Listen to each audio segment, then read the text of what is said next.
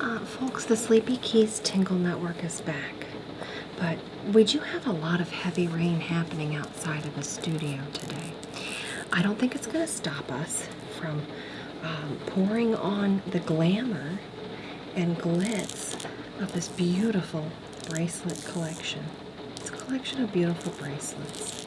Some of these you've seen on the Sleepy Keys Tingle Network before, and some are brand new, okay?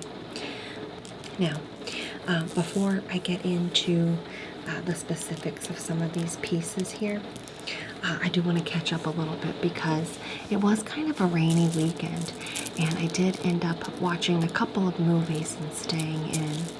So I thought I would tell you a little bit about what I saw. We've got time, Barbara. Don't worry about it. Now, you know how much I love Dirty Dancing, right, Barbara? You know. And I had gone to the Mountain Lake Lodge a few years ago with my spouse, because that was like we had a little Mountain Lake Lodge getaway a few years ago, and you know, it's one of my favorite films. So I thought I would watch the Lambada movie, not Lambada, but the Forbidden Dance, because it's, you know, another dancing film. So I'll tell you a little bit about that movie. So you've got a young lady who is in the Amazonian rainforest, okay? And apparently she's an Amazonian princess. And I've never heard of such a thing, so I didn't know that existed.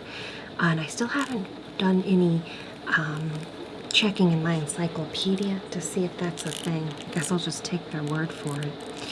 But she's an Amazonian princess, and this big corporation is trying to come in, and they want to, you know, cut down the trees and ruin her village. Okay, they're just living peacefully in the rainforest. So she can speak English, and she's talking to the corporation fellas that come in their jeeps and things.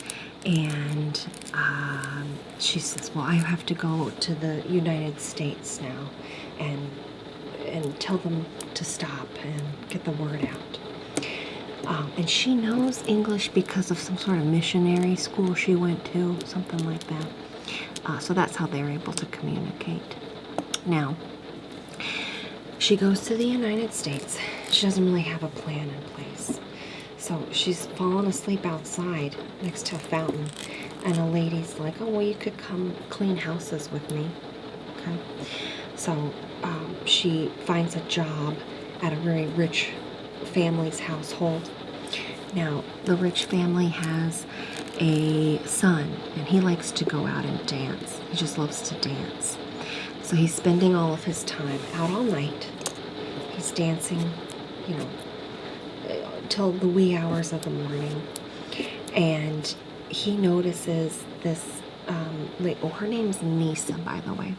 At first I thought they said her name was Lisa with an L, but it's Nisa. Anyways, he catches her dancing in her room. She's doing the forbidden dance. There's, you know, gyrating, all that. And he's like, hey, my date canceled on me. Do you want to go out dancing with me? So they go out. They go out on the town in Los Angeles, and they start to do some dancing. And a song comes on, and she's like, well, I like this song. This is the kind of music I like. And it's got kind of a Latin or South American feel to it. And so this guy is telling her, well, it's the lambada. It's all the rage in Europe. And she's acting like she doesn't know anything about it. But then we'll get back to it later that actually she does know what it is, and her village created it. I don't know. So they're doing this dancing, and folks are watching. They're like, oh, this is. They're really hot on the dance floor. And the guy has a sometimes on and off girlfriend, and she doesn't like that he's dancing with her. Calls her some rude names, like some rude assumptions. Anyways, she borrowed a dress from the rich lady's house in which she's cleaning, but it gets ripped in an altercation with this girlfriend. And I think it was, you know, like not a Christian Dior, something like that. It was a big name designer, and this dress is ruined. So she gets back to the house, and the parents are like, oh, we need to have a talk with you. You're out all night. Get your life together. And then also, why is she wearing my dress and it's ripped? You know, ruined it. So Nisa is like, well, I'm out of here. So she leaves her gig where she's cleaning houses, but also has a place to stay. Then ends up going to a evening dance type situation, a little risque, where she's dancing with fellas that come in. And the guys, kind of rude friends that were mean to her at the place where she did the lambada the first time, they show up and they give her a hard time. Anyways, it's a whole thing. So I should also mention that there is a dance competition, and if you win, you get to dance for Kid Creole and the Coconuts, which they're a hot band at the time, and they've got the lambada song. It's a great theme song, and he wants to win this competition. So he tries to get her back to dance in this competition with him so that he can do the dance on the show. And she says, well, I'm in because I want to let people know about the devastation to the rainforest. So that's a good way to get the word out. So they do some practicing, but then the bad corporation guy gets wind of what the plan is. So he kidnaps them when they're finalists and can go on the show. And she ends up, you know, being kidnapped by this bad guy. And he's like, well, show me the lambada. And she says, you want to see the lambada? I'll show you the lambada. Then she does the lambada dance, but also in a way to distract from the situation, because she sees that the fella there coming to save her, and then they get away. But in their getting away, he hurts his ankle pretty bad. And I should also mention that the princess came along with her buddy, who's, I guess he's got some like, I don't know if they're, you know, mystical type powers based on plants and stuff. And he can put something in his hand, like a little sack of stuff, and he throws it, and when you catch it, it makes your hands hurt or hot. I don't really know what happens. And then he can make like fire stuff happen. I don't know. So he's there too. And he gets a snake out of his bag when they make it to the competition. And he says, you know, if you want to dance, here, I'm a doctor. You know, he's a special kind of magical doctor. And the snake bites the guy's ankle, and then it's healed. It's healed enough for him to do the lambada for Kid Creole and the Coconuts on live television. And I don't want to spoil it, but at the end, they get to have her dad come out. He's like the head guy of this tribe, and you know, they're saying, hey, this company, they're destroying the rainforest. And then everybody, especially Kid Creole, he's the lead singer of that group, he says, well, we're gonna boycott him. So done, let's boycott him. He gets everyone on board, and then hopefully they save their village. Everybody does the lambada, and I don't want to spoil it, but it's a good ending. And then there's a freeze frame at the end, and the movie is actually dedicated to the Amazon rainforest. I think it's the first time I've seen a movie dedicated to the rainforest, so I thought that was interesting. But yeah, that was the Forbidden Dance. Now there's also a lambada movie, but I didn't see that available at the Blockbuster, so I couldn't rent it. But maybe they'll have it next time I go. The Forbidden Dance, that's what it's called. It did make me want to try the lambada a little bit. You know, it's fast moves, a lot of gyrating, but good dancing, interesting premise. And speaking of good dancing, I also watched, what was it? Oh, Muriel's Wedding. Barbara, you seen that one? Now, that one was really special, and it also had some dancing because there was a lot of ABBA music in there, and I love ABBA. So I was thrilled that they had a lot of songs in the film, especially Dancing Queen. But it's about a young lady.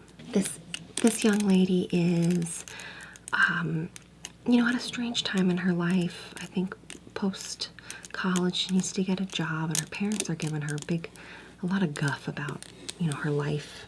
And really all she wants to do, Muriel, is to get married.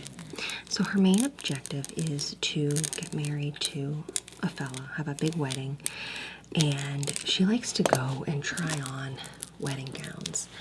I don't know anyone that would want to, just go try on gowns. I guess that could be a fun pastime, but she's just looking for a perfect gown for whenever that day may come. Now, her family is, I would say, they don't get along very well.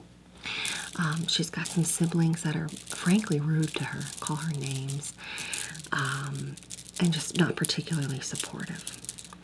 So she ends up taking some funds that should have been used for something else and decides she wants to go on this beach trip with some old high school girlfriends. But they are not friends. They are what folks would call frenemies. It's an enemy, it's a friend. And she's actually not invited to go, but just shows up anyways. So she goes on this trip, and they are very rude to her, and she spent a lot of money to be there. And she runs into a different old friend who's kind of more freewheeling. She's more of a free spirit. And at this resort, whatever it is, they end up participating in, I guess, like a talent show. Now, they do a dance to ABBA's Waterloo, and I think they just did such a great job, really captured the spirit of ABBA in that performance. I do wonder where they got the outfits for it. Like, did the resort just have blonde wigs on hand and jumpsuits, or did these get packed ahead of time, or did they go out shopping? I don't know. But they do a stunning performance to Waterloo, and the crowd loves it. And I think it helps to give Muriel a little bit of a confidence boost, as well as this healthy friendship that she develops with this other lady. So they end up, she doesn't want to go back home. She also stole a bunch of money that she wasn't supposed to. And so she goes to Sydney. That's the big city in Australia.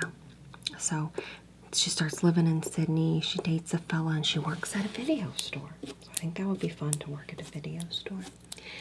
But it doesn't really work out with him. She ends up having a little bit of a falling out with her friend, who turns out to be, she gets sick. And it's a big deal. And she helps her friend out.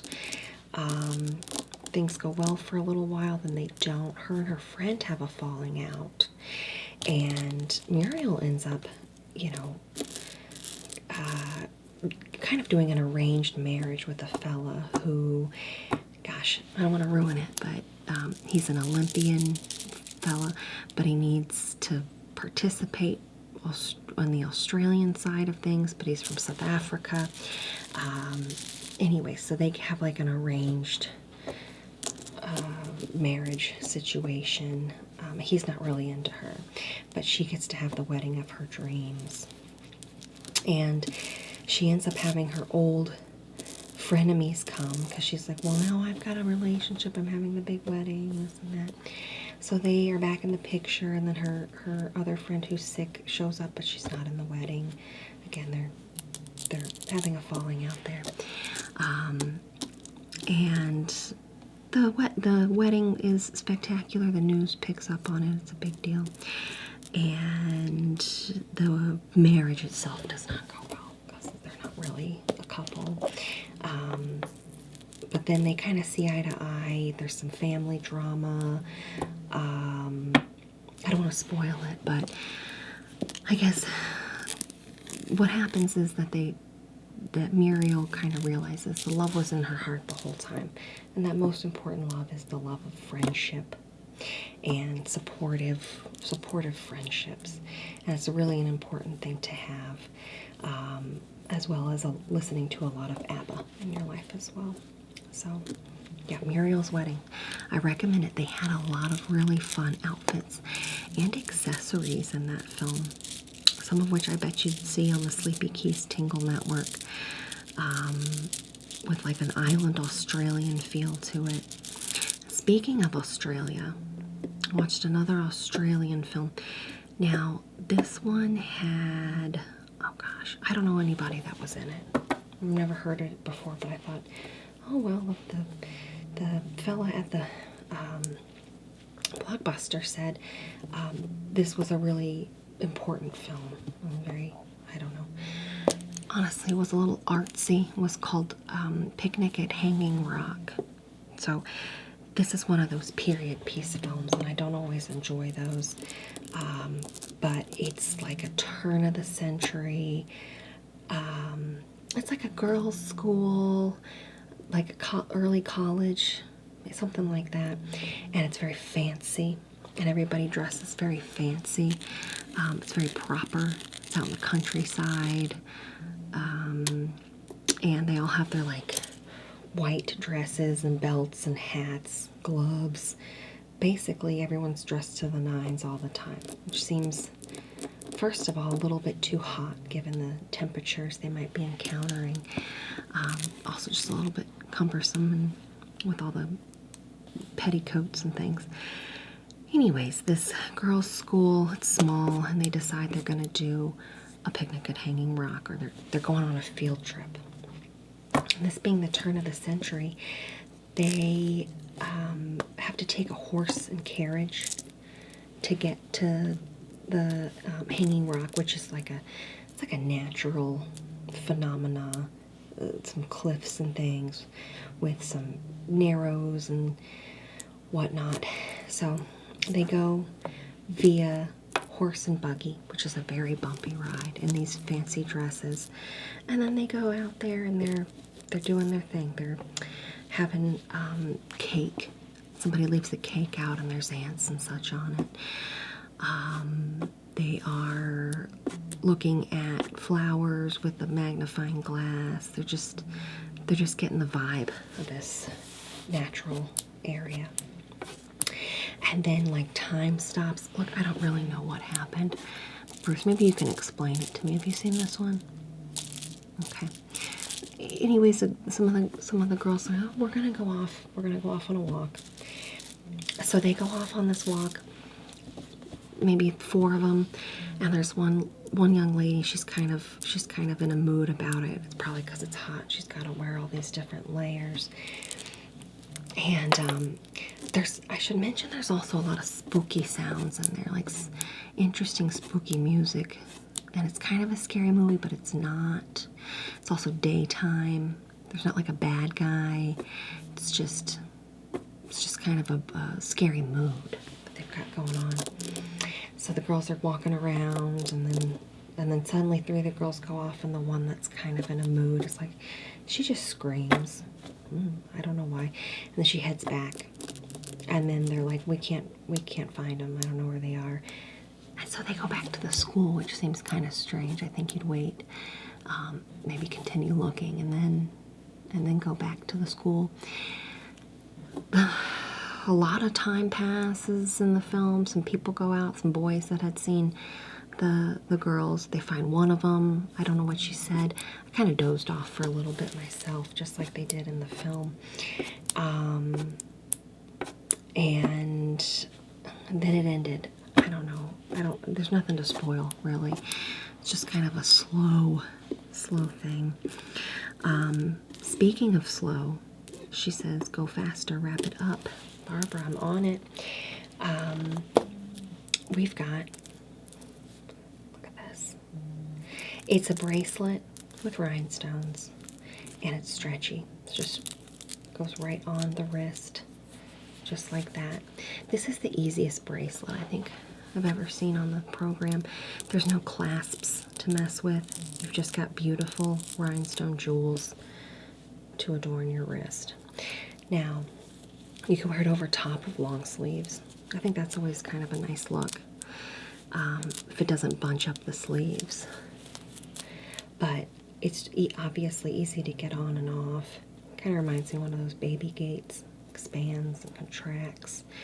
But this is a great versatile evening jewel piece that you want to have in your collection. So we've brought this back today.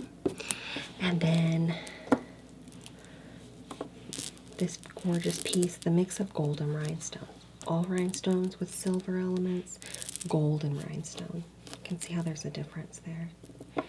This one has 1, 2, 4, 5, 6, 7, 8, 9, 10, 11, 12, 13, 14, 15, 16, 17, 18, 19, 20, 22 beautiful rhinestones, and then almost like a petal design in here. So it's like gold petals with 2 rhinestones. Gorgeous piece. Again, look at how that looks against a sleeve. You can wear it over top or upon the wrist. And it's got a pretty easy clasp. Feed that in there. Clicks to close. Then you know it's secure. Now this is my favorite. This is a new one we just got on the program. It looks like a little belt for I don't know, like a cat collar or something, but it's not. It's a bracelet. It's a gorgeous silver bracelet. And instead of a clasp, you close it up just as you would putting on a belt. So this, once you get it lined up properly, this goes in here.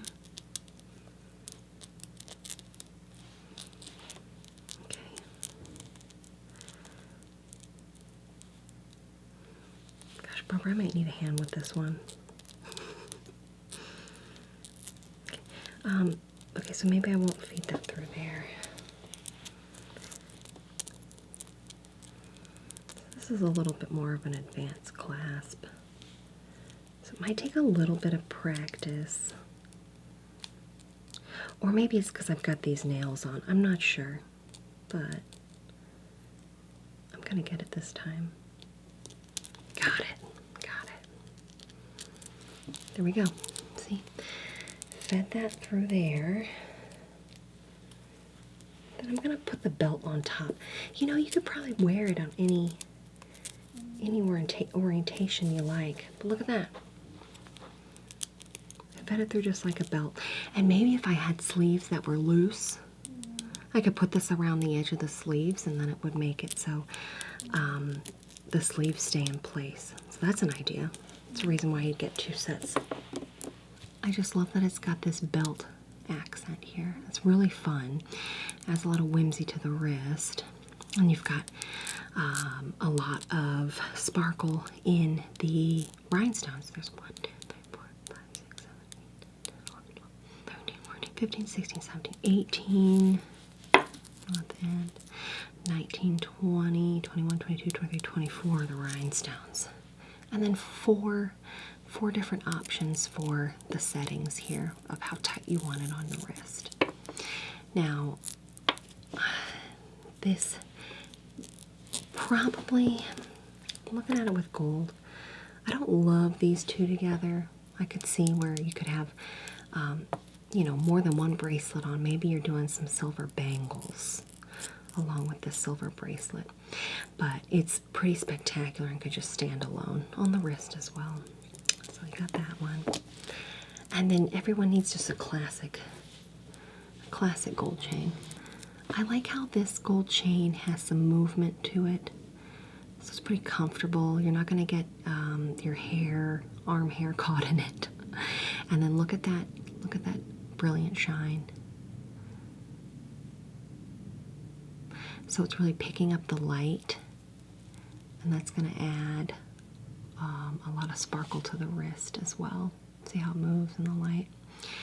This one doesn't have the same you know, it doesn't have the same facets, so I'm not getting that brilliant shine. However, I am picking up a little bit of sparkle from the rhinestones.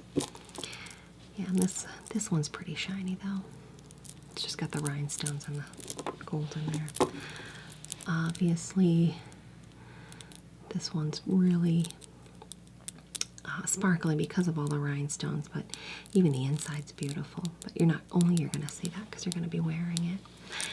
Gosh, there's 1, 2, 3, 4, 5, 6, 7, 8, 9, 10, 11, 12, 13, 14, 15, 16, 17, 18, 19, 20, 21, 22, 23, 24, 25, 26, 27, 28, 29, 30, 31, 32, 33, 34, 35, 36, 37, 38, 39, 40, 41, 42, 43, 44, 45, 46, 47, 48, 49, 50, 51, 52, 53, 54, 55, 56, 57, 58, 59, 60, 61, 62, 63, 64, 65, 66, 67, 68, 69, 70, 71, 72, 73, 74, 75, 76, 77, 78, 79, 80, 81, 82, 83, 84, 87, 88, 89, 90, 91, 92, 93, 94, 95, 96, 97, 98, 99, 100, 101, 2, 3, 4, 5, 6, 7, 8, 9, 10, 11, 12, 13, 14, 15, 16, 17, 18, 19, 20, 21, 22, 23, 24, 25, 26, 27, 28, 29, 30. I'm thinking there's 130.